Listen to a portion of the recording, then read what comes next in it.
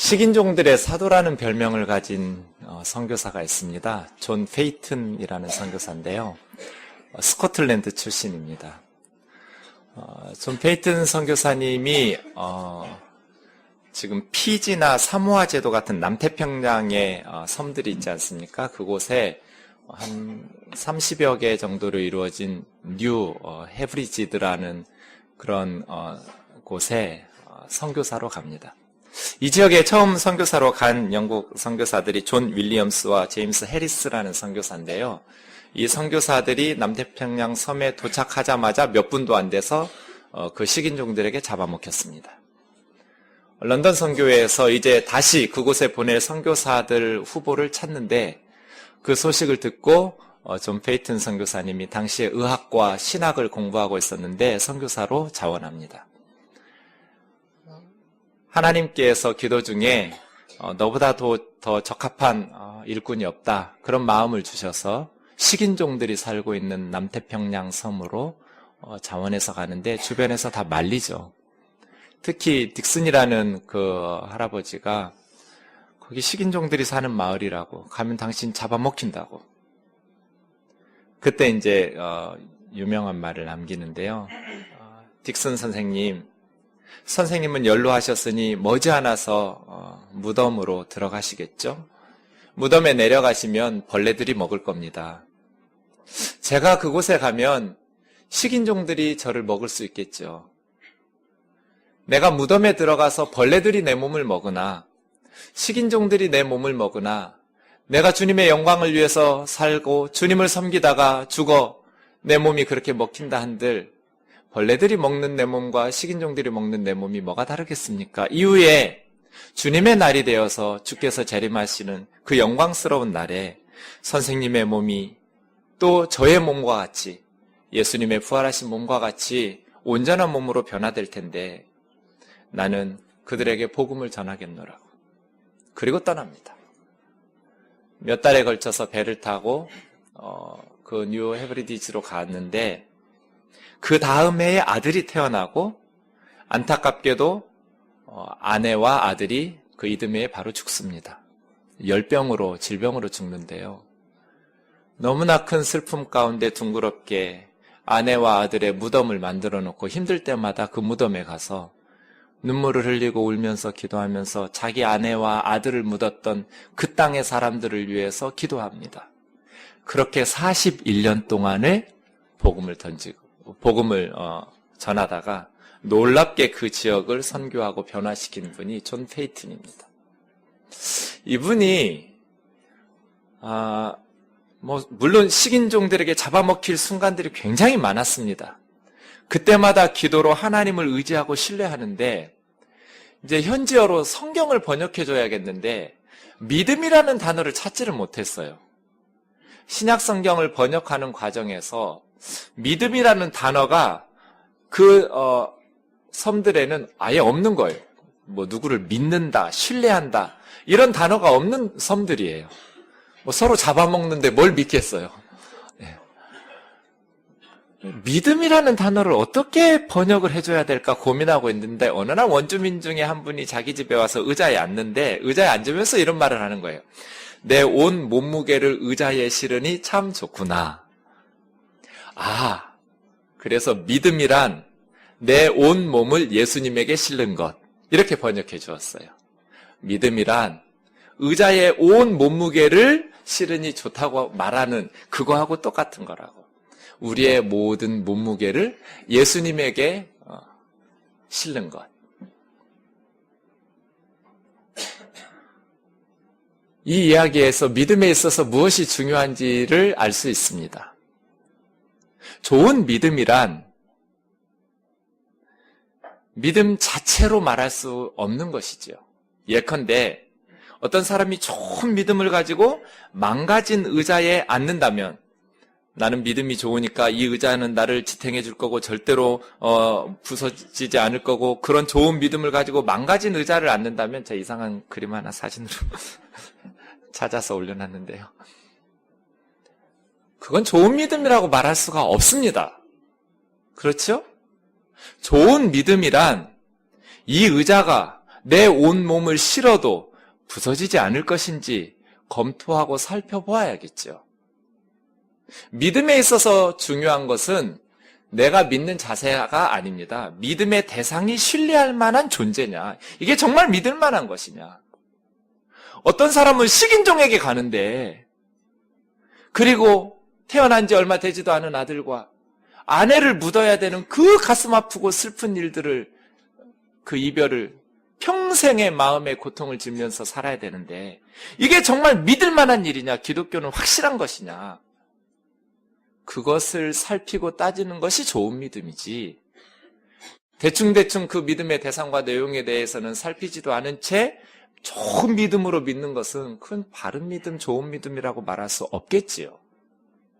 지난 주일 저는 기독교는 많은 종교 중에 하나가 아니라고 말씀드렸습니다.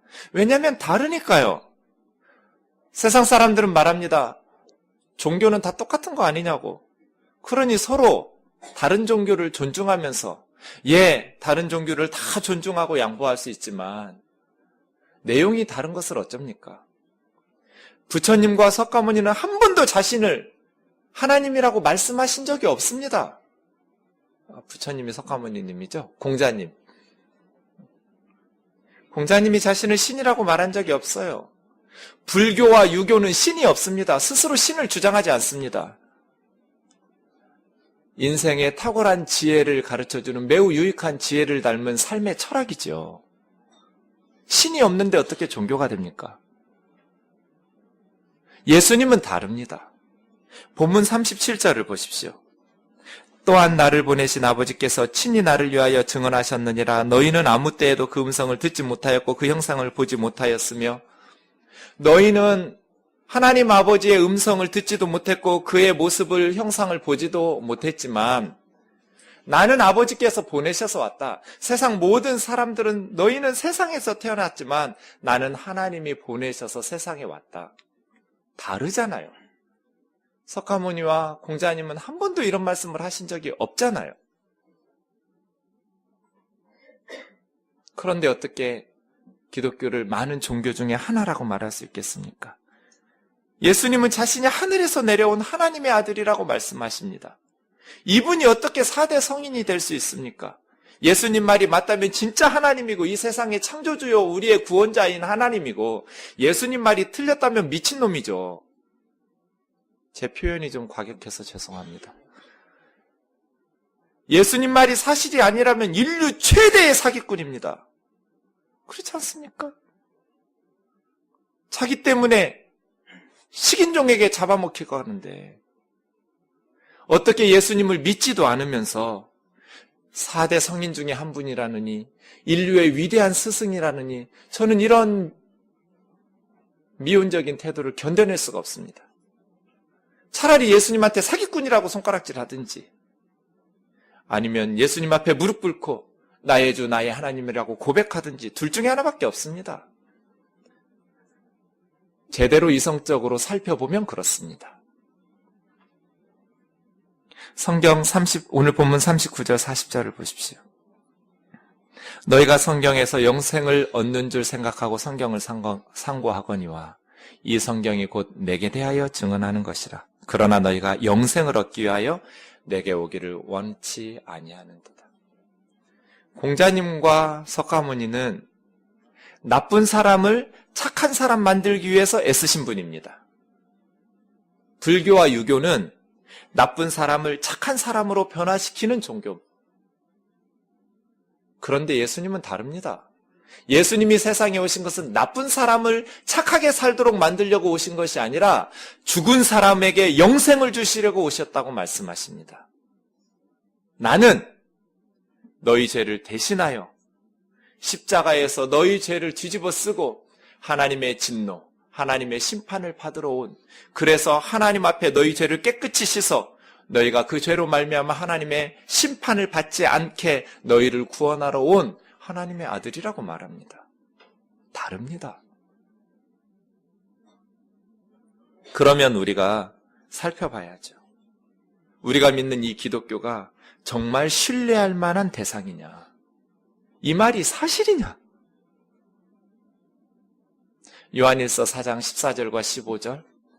아버지가 아들을 세상의 구주로 보내신 것을 우리가 보았고 증언하노니 하나님 아버지께서 그의 아들 예수 그리스도를 세상의 구주로 보내신 것을 우리가 보았고 증언한다.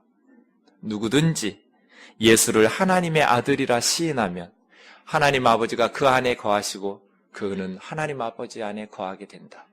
이것이 기독교입니다. 모든 사람이 죄인이다. 하나님께서는 사랑이 무한히 많으셔서 모든 죄인들을 다 천국으로 맞이해 주시는 것이 아니다. 히틀러도 천국으로, 김정일도 천국으로, 살인마들도 천국으로, 다 무슨 죄를 졌든지 다 죽은 후에는 천국에서 사랑이 많은 하나님이니까 불교가 그렇습니다. 그러나 기독교는 그렇게 주장하지 않습니다. 하나님은 사랑이 무한히 많으신 하나님이시며 죄에 대해서 심판하시는 하나님이라고 말씀하십니다. 세상에서도 죄를 지면 벌을 받듯이, 감옥에 가듯이, 벌금을 내듯이 하나님 앞에서도 죄를 지으면 심판을 받는다고 말씀하십니다. 그런데 죄 없는 사람이 누가 있습니까? 성경은 의인은 없나니 하나도 없다고 말씀하시고 모든 사람이 죄를 범하였으며 하나님의 영광에 이르지 못한다고 말씀하십니다. 아무리 선하고 거룩하고 양심적으로 깨끗하게 사는 사람들 같아도 지 알고 내 알고 하늘이 알 것만. 남들은 깨끗해 보여도 자기는 알잖아요. 내 안에 착함과 더불어 악함이 있다는 것을. 내 삶이 죄로 물들어져 있다는 것을. 이 세상에 의인이 어디 있습니까? 죄 없는 사람이 어디 있습니까? 그러니 하나님 앞에서는 다 죄인입니다. 그래서 하나님께서 너무너무 사람들을 소중히 여기시고 사랑하시는 그분이 사람들을 구원하시려고 그의 아들에게 모든 죄를 뒤집어 씌워서 심판하신 거 아닙니까? 선생님이 제가 우리 김효봉 집사님 대신에 5대 맞으면 죄 용서해 주기로 누구 대신 맞아줄 사람 해서 제가 착하잖아요. 대신 5대 맞았어요. 그리고 나서 다시 김효봉 집사님 5대 안 때리잖아요. 제가 대신 맞았으니까 김 집사님의 잘못을 용서해 주시잖아요. 이게 하나님이 정해놓으신 법이에요.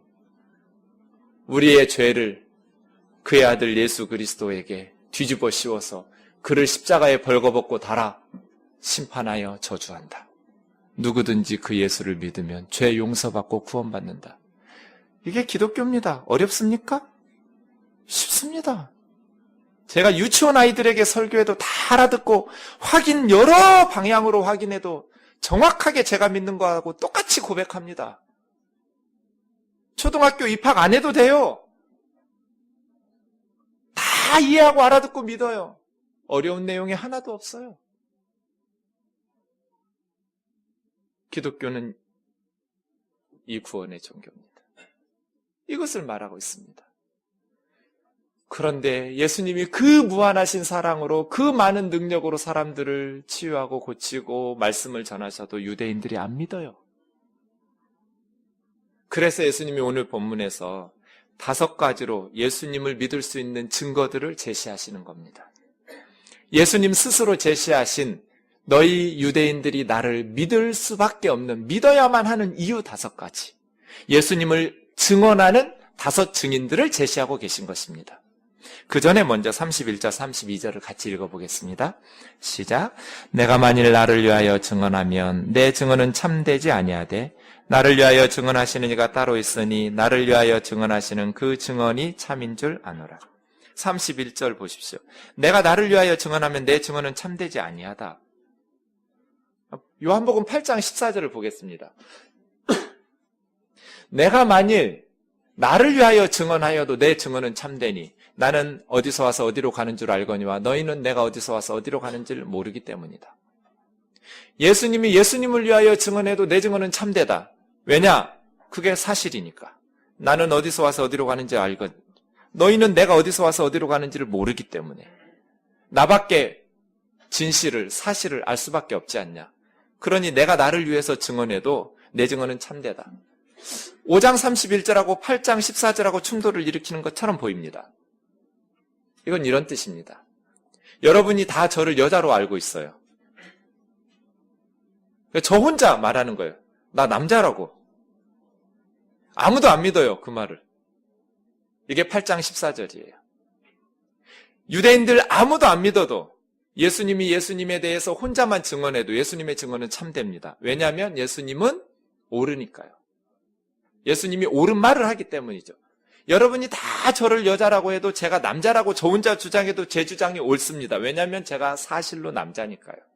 이게 8장 14절.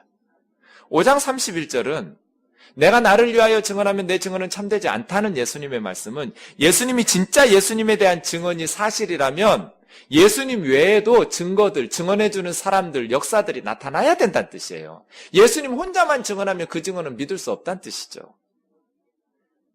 예컨대 제가 남자라고 말하고 여러분들이 다 저를 여자라고 믿는데 박 목사님이 제가 정 목사님하고 목욕탕 가봤는데 남자라고. 이게 5장 31절이에요. 나 혼자 나를 위해서 증언하면 내 증언은 참되지 않지만 나를 위하여 증언하는, 그리고 5가지를 말하는 거예요. 저희 아들과 저를 병원에 가서 유전자 검사해 보니까 제가 그 아버지인 것이 드러나고 밝혀져요. 이게 5장 31절. 그러면서 예수님은 5가지 증언을 제시합니다. 이 의자가 정말 우리의 온 몸무게를 실어서 의지할 수 있을 것인지, 우리가 예수님을 믿는다는 것은 이 세상에 살 때뿐 아니라 마지막 눈을 감으면서 죽음 이후의 우리의 삶도 예수님에게 올인하는 거거든요. 이 세상에서의 삶과 죽음 이후의 모든 삶, 우리의 모든 것을 예수님에게 실어내는 거예요. 예수님을 신뢰하고 예수님에게 의탁해서 우리의 모든 것을 맡기는 거거든요. 이 예수 믿는 거예요. 이 예수님이 정말 믿을 만한가? 신뢰할 만한 분인가? 예수님이 제시하신 5가지 증거를 보시죠. 첫 번째 33절에서 35절에 보시면 예수님께서 유대인들에게 제시하신 첫 번째 증언은 세례 요한입니다. 예수님 시대의 유대인 중에 가장 믿고 신뢰할 만한 사람이 세례 요한입니다. 왜냐하면 세례 요한이 이렇게 삽니다. 400여 년 만에 나타난 하나님의 말씀을 전하는 선지자여서 많은 사람들이 세례 요한에게 환호했습니다. 모두 다 세례 요한에게 가서 세례를 받았지요. 그런데 이 세례 요한이 감옥에 갇히게 됩니다. 왜냐하면 갈릴리를 다스리는 헤롯 안디바가 자기의 이복 동생 헤롯 빌립이라는 동생의 부인인 헤로디아하고, 그러니까 시아 주버니하고 제수 씨하고 이것들이 바람이 난 거예요. 남편이 살아있고 부인이 살아있는데, 그래가지고 제수 씨하고 이 시아 주버니가 이 헤롯 안디바 왕은 자기 부인을, 그 북쪽에서 온 공주 출신이거든요. 친정으로 내쫓고, 이 헤롯 빌립이라는 남편이 있던 헤로디아도 자기 남편을 버리고 다시 둘이 합쳐서 삽니다. 살아있는 아내와 남편을 버리고 다시 가정을 이루어서 사는 것이 잘못되고 하나님의 말씀을 위배하는 것이지만 누구도 입도 뻥끗 못합니다. 왕이니까요. 그런데 세례 요한이 왕궁으로 쳐들어가서 동생의 부인을 빼앗는 것이 옳지 못하다라고 직격탄을 날립니다. 그리고 감옥에 투옥됩니다. 헤로디아가 일을 갑니다. 여자들이 한을 품으면 5월에도 서리가. 좋은 날이 왔습니다. 헤롯 안디바의 생일이 되어서 고관들을 모시고 잔치를 베푸는데 이 헤로디아의 딸 살로메가 춤을 춥니다. 이 둘 사이에서 난 게 아니라 헤롯 빌립에게서 난 딸입니다. 데리고 온 딸이 춤을 추니까 아버지가 기분이 너무 좋아서 말하라고 말합니다. 네 소원이 무엇이냐? 내가 나라 절반이라도 떼어서 주겠다고. 그래서 엄마한테 헤로디아한테 물으니까 세례 요한, 감옥에 있는 세례 요한의 목을 달라고 그럽니다. 그래서 이 어린 딸이 아버지에게 가서 세례 요한의 목을 달라고 선물로.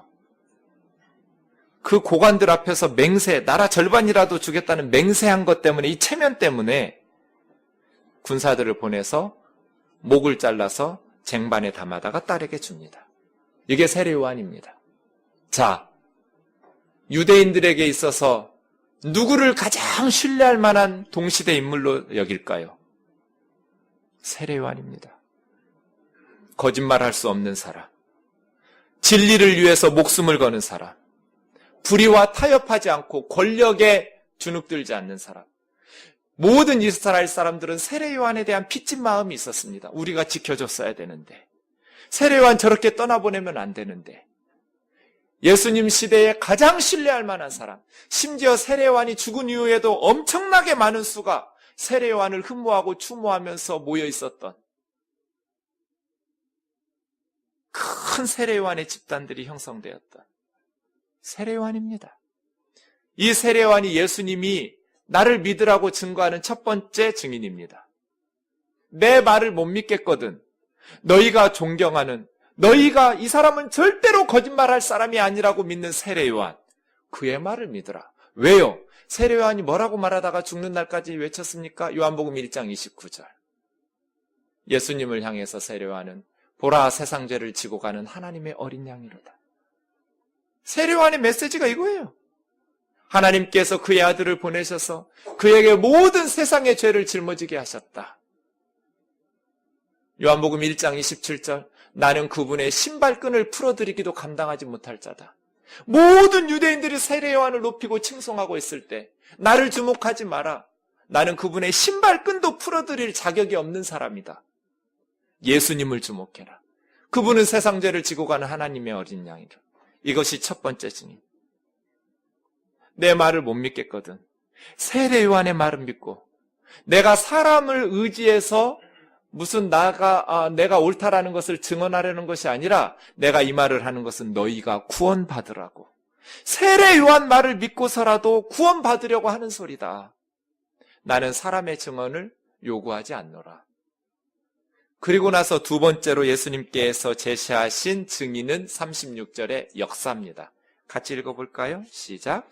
내게는 요한의 증거보다 더 큰 증거가 있으니 아버지께서 내게 주사 이루게 하시는 역사, 곧 내가 하는 그 역사가 아버지께서 나를 보내신 것을 나를 위하여 증언하는 것이다. 두 번째 증언자는 예수님을 통해서 나타나고 있는 기적들입니다. 아버지께서 나를 통하여 일으켜주신 이 역사들을 인하여서 내 말을 믿으라는 겁니다. 예수님이 하신 기적들은 아무나 할 수 있는 기적들이 아닙니다. 이 본문 말씀 바로 5장 앞부분에 38년 동안 병든 채 베데스다 연못가에 있었던 병자를 말씀 한마디로 일으켜 세우시는 예수님의 기적의 내용이 나옵니다. 38년간 질병으로 누워 있었는데 예수님이 말씀 한마디로 그 사람을 고쳐주십니다. 우리 지난 한 주간 동안 요한복음 6장 묵상하면서 오병이어 기적을 묵상했습니다. 20살 이상의 성인 남자만 5,000명 이상이었습니다. 그러니 여자들, 어린애들까지 하면 10,000명도 넘었을 겁니다. 그 많은 수가 굶주리고 있을 때 예수님이 보리떡 5개, 물고기 2마리로, 공관복음은 다 떡 5개라고 그랬는데 요한만 보리떡 5개라고 그랬으니 분명히 보리떡이에요. 물고기 2마리로 이 5,000명이 넘는 사람을 배불리 먹고 12광주리를 남겼어요. 예수님은 수없이 많은 병자를 고치셨고 귀신들을 축사하셔서 고치셨고 또 죽은 자들을 살리셨어요. 에이 목사님, 그거야 예수님의 제자들이 지어내서 과장법 좀 뻥튀기 해서 썼겠죠. 신약 성경에 써있다고 다 믿습니까? 어떻게 보리떡 5개와 물고기 2마리로 5,000명이 먹고 12광주리가 남습니까? 그거 어떻게 믿습니까? 그거 과장해서 쓴 말 아닙니까? 지어낸 거 아닙니까? 자기들이 지어낸 거짓말을 위해서 죽는 사람도 있습니까? 예수님의 제자들은 다 죽었습니다. 다 순교당했어요. 자신들이 지어낸 거짓말을 위해서 죽을 때는 그 거짓말로 무엇인가 이득을 얻을 때예요. 이익이 생겨야 거짓말하죠. 예수님의 제자들이 거짓말해서 받은 이익이 뭡니까? 순교당하는 게 이익입니까? 내가 쓴 글을 읽고 내 아들이 예수 믿으면 같이 죽는데요. 내 딸이 믿으면 죽고 우리 부모 형제 다 죽는데요. 재산 뺏기고 감옥에 가고 유대교에서 출교당하고 죽어야 될 아무 이유도 없는데 예수 믿는다는 것 하나 때문에 죽는데요. 온 세상 사람들이 자기가 쓴 글을 읽으면 죽는데요. 그런 거짓말을 하는 사람들도 있습니까? 예수님은 철저히 비폭력, 무저항, 원수까지 사랑을 합니다.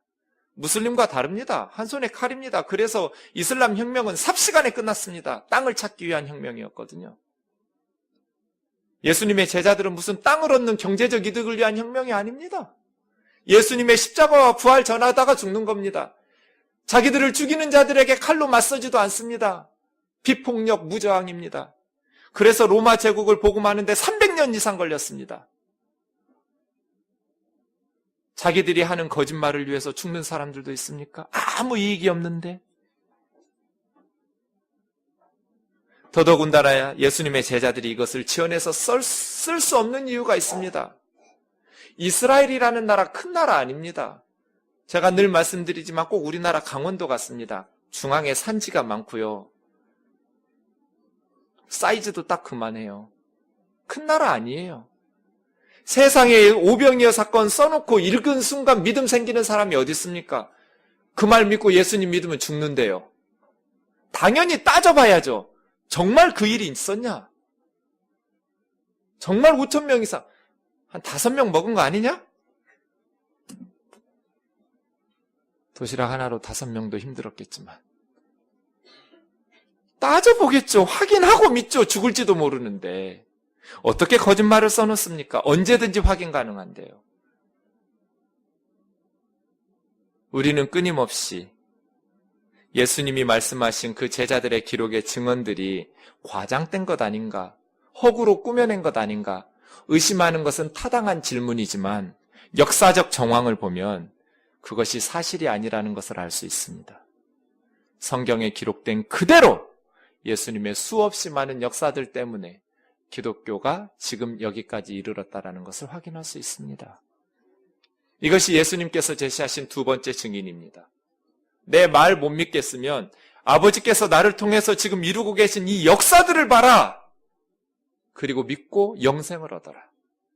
세 번째 증인은 37절 38절에 나오는 아버지 하나님입니다. 나를 보내신 아버지께서 친히 나를 위하여 증언하신다. 너희는 그분의 음성도 들은 적이 없고 그 형상을 본 적도 없지만 너희는 그 말씀이 그 속에 들어있으니 나를 믿지 않지만 아버지께서 나를 위하여 증언하고 계신다. 하나님께서 예수님을 위해서 예수님의 말씀이 옳다라는 것을 증언하고 계십니다. 세례요한은 원래 예수님이 그런 하나님의 아들이라는 것을 몰랐습니다.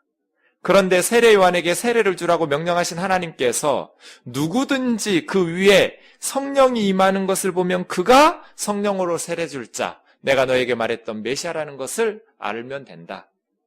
그 말씀만 받고 있었는데 예수님이 자기에게 세례를 받으러 나올 때 성령이 비둘기의 형상으로 예수님 위에 임하는 것을 보고 세례요한이 외치기 시작한 겁니다. 저분이 하나님의 아들이다. 세상 죄를 지고 가는 하나님의 어린 양이다. 하나님께서 세례요한에게 증언해 주십니다. 예수님이 세례받을 때 하늘의 음성이 들립니다. 이는 내 사랑하는 아들이요 내 기뻐하는 자니 너희는 그의 말을 들으라. 이 글을 쓰고 있는 요한은 베드로와 야고보와 함께 그 야고보라는 요한의 친형제가 가장 먼저 12제자 중에 순교당합니다. 사도행전 12장에 보면 칼로 목이 날아갑니다. 그 죽임당했던 야고보와 함께 이 요한은 어느 날 예수님과 함께 산에 갑니다. 산에 올라가서 뭐 졸고 있었는지 어쨌는지 모르는데 정신 차리고 보니까 가운데 예수님 계시고 좌우에 엘리야와 모세가 있습니다. 그런데 예수님이 평소 보던 예수님이 아닙니다. 영광 속에 빛나고 계셨습니다. 변화산 사건입니다. 하나님께서 친히 증언하신 겁니다. 제자들이 목숨을 바치면서 순교할 때까지 예수님이 옳았다라는 것을, 예수님의 복음을 전한 것은 그들이 하나님께서 주신 확신들이 있었기 때문입니다. 변화산에서도 하나님의 음성이 들립니다. 이는 내 사랑하는 아들이다. 내 기뻐하는 자라. 너희는 그의 말을 들어라. 하나님께서 예수님이 옳다라는 것을 부활로서 증명하십니다. 오늘 본문에는 부활 사건이 없습니다. 예수님의 말씀이 옳다라는 결정적 증거는 아직 십자가와 부활 사건 전이기 때문에 5가지 증언 중에 부활이 빠졌지만 하나님께서 죽음 가운데 예수님을 다시 부활하여 살리심으로써 예수님이 옳았다라는 것을 증언하고 계십니다. 나를 증언하시는 분, 내 아버지 하나님이시다. 네 번째 증인은 39절을 보십시오. 같이 읽겠습니다. 시작. 너희가 성경에서 영생을 얻는 줄 생각하고 성경을 연구하거니와 이 성경이 곧 내게 대하여 증언하는 것이니라. 네 번째 증인은 성경입니다. 여기서 말하는 성경은 구약일까요? 신약일까요? 신구약일까요? 구약이지요. 신약은 아직 쓰여지지 않았으니까요.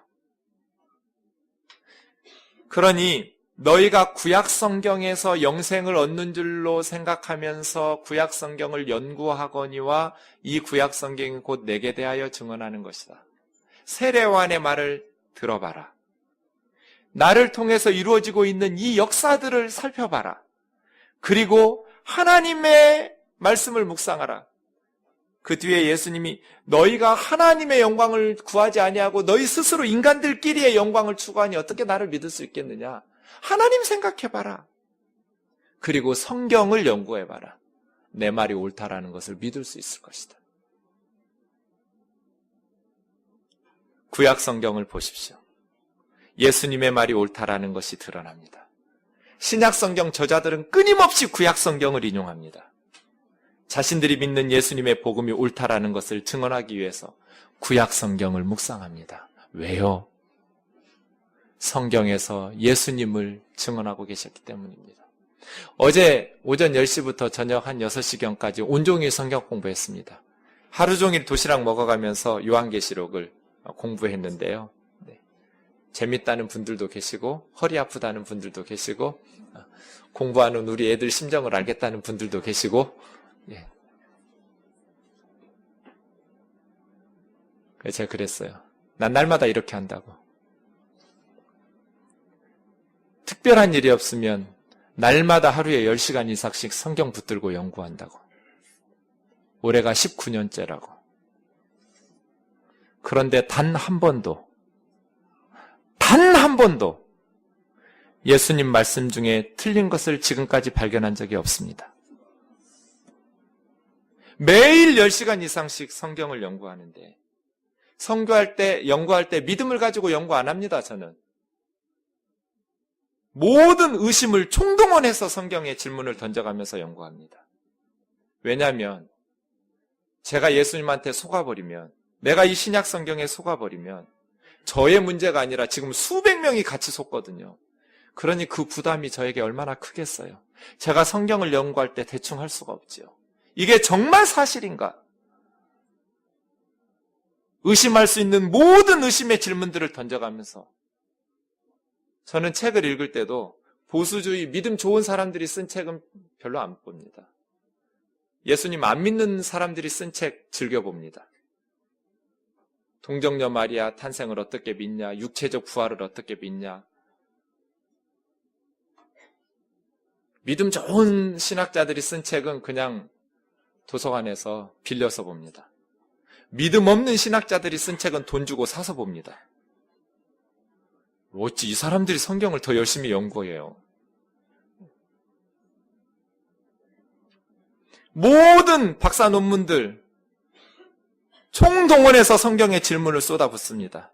그런데 지금까지 단 한 번도 예수님의 말이 틀렸다라는 것을 발견한 적이 없습니다. 단 한 문장도. 왜요? 이게 옳으니까요. 손바닥으로 하늘을 가릴 수는 없습니다. 예수님이 증언하시는 성경. 성경을 연구해봐라. 메시아는 어디서 태어나야 돼요? 다윗이 태어나고 자란 다윗의 고향 베들레헴에서 태어나야 돼요.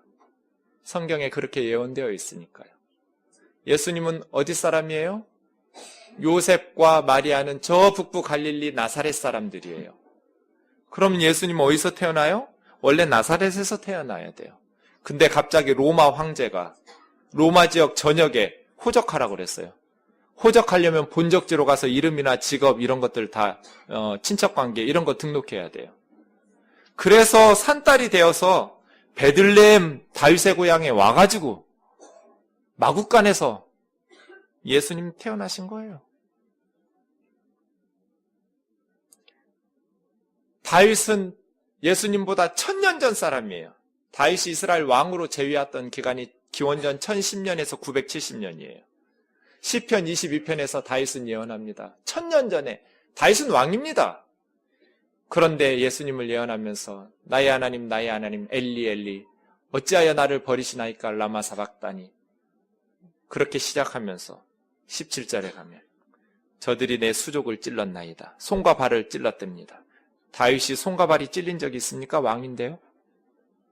저들이 내 겉옷은 나누어 가지고 속옷은 제비 뽑아서 갑니다. 다윗이 언제 겉옷을 뺏기고 속옷을 빼앗긴 적이 있습니까? 왕인데요. 그런 적 없습니다. 예수님이 십자가에 돌아가시면서 로마 군인들에게 제발 부탁 하나 있다고, 죽은 사람 소원 좀 들어달라고, 내 겉옷은 나눠 가지고 속옷은 꼭 제비 뽑아서 가져달라고, 그 부탁할 수 있습니까? 부탁한다고 그 로마 군인들이 드러나 주겠습니까? 다윗이 1000년 전에 예언해놨던 그대로 예수님의 겉옷은 4조각으로 군인 하나씩 4조각으로 나누어서 가지고, 속옷은 이거 나누려고 보니까 이게 매듭이 없어요. 나누면 그냥 실오라기가 풀어져 버리게 생겼으니 제비 뽑아 가지자 해서 제비 뽑아서 1000년 전에 시편 22편 18절이 성취되는 것 아닙니까? 이런 것이 수두룩합니다. 제가 날마다 성경에서 발견하는 건 이런 것들입니다. 성경을 상고해봐라. 너희가 영생을 얻는다고 생각하는 그 성경을 연구해봐라. 그 성경이 나에 대해서 증언하고 있다. 사랑하는 형제 자매 여러분, 믿음은 들음에서 나며 들음은 그리스도의 말씀으로 말미암습니다. 로마서 10장 17절. 하나님의 말씀인 성경을 듣고 그리스도의 말씀을 통해서 여러분의 믿음이 견고하게 세워지는, 그리고 저의 믿음이 날로 풍성하여지는 복된 새해가 되기를 원합니다. 마지막 5번째 증언은 참 충격적입니다. 마지막으로 예수님께서 내세운 사람은 의외의 인물인데 모세입니다. 모세는 45절에 있는 것처럼 유대인들이 바라고 소망하는 자입니다. 유대인들이 의지하는 것은 모세입니다. 모세가 주었던 율법을 의지합니다. 거기에 소망이 있습니다. 너 예수는 뭐 하늘에서 내려왔느니 어떤 일이 떠들지만 우리에게도 믿고 바라는 게 있어. 모세가 준 율법이야. 지난주일 말씀드린 것처럼 이슬람과 유대교는 구원자가 없습니다. 유대교의 여호와 하나님과 이슬람의 알라시는 창조주요, 심판주요, 초월자인 절대신이지만 이 세상을 구원하러 오시지는 않습니다. 그러면 유대교와 무슬림들은 어떻게 구원을 받습니까? 자기 스스로 노력해서 구원받아야 됩니다. 율법을 지켜서, 코란을 지켜서. 자기가 자기 구원하는 자력구원입니다. 기독교와 다릅니다. 기독교의 하나님은 그의 아들을 우리를 위해서 보내어주신 구원주 하나님이십니다. 그런데 이들은 모세를 의지합니다. 예수님은 말씀하십니다. 모세의 역할은 끝났다. 포도주가 바닥을 드러냈다. 맹물 같은 유대교. 더 이상 사람들에게 기쁨과 생명을 줄 수 없는 구약의 사명은 끝났다. 율법의 사명이 끝났다. 율법은 우리를 죄로 정죄하고 우리의 죄를 깨닫게 해서 그 죄로 말미암아 구원해 줄 메시아를 기다리도록 메시아에게로 인도하는 몽학 선생이다. 율법을 지켜서 구원받는다는 착각에서 벗어나라. 내가 너희를 고발한다고 생각하지 마라. 너희를 아버지께 고발할 자는 너희가 바라고 소망하는 모세다. 모세가 너희를 고발할 거다. 모세는 한 번도 율법 지켜서 천국에 간다고 말하지 않습니다. 구약의 모세 율법에 의하면 죄를 지으면 어떻게 합니까? 짐승 제사를 드립니다. 짐승을 끌고 와서 이마에 손을 얹고 자기 죄를 뒤집어 씌워서 죽입니다. 각을 뜨고 피 흘려서 불살라서 바치면 제사장이 하나님이 네 죄를 용서하셨다고 선언해 줍니다. 왜요? 그 사람 대신에 이 동물이 죄를 뒤집어 쓰고 죽었으니까요. 어떤 소나 양이 우리 인간을 대표할 수 있습니까? 인간의 대표는 인간입니다. 동물이 사람의 대표일 수도 없고 천사가 사람의 대표일 수도 없습니다. 그래서 예수님은 100% 사람의 모습으로 오셔야 됩니다. 모세가 말한 게 그겁니다. 선지자들이 말한 것이 이것입니다. 고난받는 의로운 종, 하나님께서 우리 무리의 죄악을 그에게 담당시키셨도다. 그가 찔림은 우리의 허물을 인합니다. 그가 상함은 우리의 죄악을 인합니다. 그가 채찍에 맞아서 우리는 나음을 입었다. 우리의 죄악을 하나님이 고난받는 그 의로운 종에게 짐승이 아니라 세례 요한은 예수님이 세상 죄를 지고 가는 하나님의 어린 양이라고 말합니다. 율법과 유대교와 모세의 그 사명이 끝났습니다. 이제는 모세가 예언하고 모세가 말했던 예수님의 구원, 십자가의 구원으로 구원을 받아야 되는데 모세의 글도 믿지 아니하고 예수님의 말씀도 믿지 않습니다. 예수님은 유대인들에게 이 5가지를 제시합니다. 너희가 존경하는 세례 요한의 말을 믿어라. 그리고 너희 눈앞에서 지금 펼쳐지고 있는 이 기적의 역사들을 보고 믿어라. 내 아버지 그의 역사를 보고 믿어라. 무엇보다도 성경을 보고 성경을 연구해봐라. 내 사는 것을 보고 나를 통해서 이루어지고 있는 이 역사들을 성경과 비교시켜놓고 봐라. 그리고 모세를 봐라. 말씀을 마치겠습니다. 저는 아침에 눈을 뜨면 기도한 후에 인터넷을 열어서 뉴스를 확인합니다. 새벽 예배 나오기 전에 혹시 밤 사이에 무슨 일이 있었나 기도할 제목들이 없나. 오늘 새벽에 한 4시 좀 안 돼서 일어났는데 인터넷에 잠깐 그 뉴스가 떴다가 사라졌습니다. 나중에 들어가 보니까 없어졌어요. 찾아보려고 했더니 찾을 수가 없어요. 근데 새벽에는 분명히 있어서 제가 열고 들어가서 내용을 읽었어요. 최근에 북한에서 2명의 크리스찬이 사형당했습니다. 이분들이 배고프고 굶주리니까 탈북해서 중국으로 왔어요. 중국에서 예수님을 믿게 됐어요. 중국에서 선교사들을 만나서 복음을 믿고 남한으로 오지를 않고 북한으로 다시 들어갔어요. 자기 가족에게 복음을 전하려고. 그리고 가족에게 복음을 전하다가 발견됐어요. 한 사람은 다시 중국으로 성경을 더 배우러 오다가 중국으로 국경으로 오다가 예수 믿는 사람인 줄 알고 총살당했고 바로 그 자리에서. 한 사람은 포로 수용소로 정치범 수용소로 가서 거기서 죽었어요. 바로. 예수님을 믿는다는 것은 이런 것입니다. 육신의 굶주림을 벗어나서 남쪽으로 오고 싶었지만 예상치 않게 복음을 듣고 예수 그리스도를 믿고 나니까 이제 아직 예수님을 모르는 우리 가족이 북한에 남아있고 내 친구들이 남아있어. 다시 목숨 걸고 그곳에 들어가서 가족들에게 복음을 전하다가 총살당하는 것.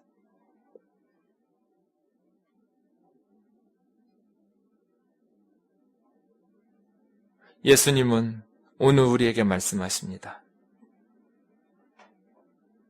나는 너희를 살리려고 세상에 왔다. 너희에게 영생을 주기 위하여 나는 세상에 내려온 너희의 구원자, 너희를 진정으로 도울 자다. 올 한 해 저와 여러분이 적당히 대충대충 믿지 말고 예수님을 분명히 알고 우리의 믿음이 견고하게 서는 새해가 되기를 원합니다. 뜨겁게 믿읍시다. 최근에 한 형제님이 우리 전도사님에게 전사님 제가 점점 이상해집니다. 제 머리가 이상해지고 있어요. 점점 하나님이 믿어지려고 그래요. 근데 두려워요. 지금까지 살아왔던 삶을 바꿔야 되니까. 전사님 그러셨대요. 그건 당연한 거라고, 그 두려움은. 한 발만 여기다 담그지 말고 2발 다 얼른 교회로 오라고. 예수님에게로. 예수님을 믿는 것은 풍덩 빠져 믿는 겁니다. 적당히 믿는 게 아닙니다. 저와 여러분의 삶의 모든 것을 예수님 앞에, 오늘 말씀 앞에 내려놓고 내가 계속해도 좋은 것과 그만해야 될 것들과 이제 고쳐서 해야 될 것들을 예수님 앞에 제가 받아서 다시 저와 여러분의 삶을 새롭게 리모델링해서 사는 한 해가 되기를 원합니다. 우리가 돈을 번다면 이 예수님의 복음을 위해서, 우리가 공부를 하는 것도 이 예수님과 예수님의 복음을 위해서, 우리가 세상에서 먹든지 마시든지 무엇을 하든지 세상의 부귀영화가 아니라 그 모든 것을 총동원하여 예수님을 믿고 예수님을 믿도록 사람들에게 복음을 전하는 일을 위해서 오늘 말씀 앞에 헌신하면서 나아가기를 주의 이름으로 축원합니다.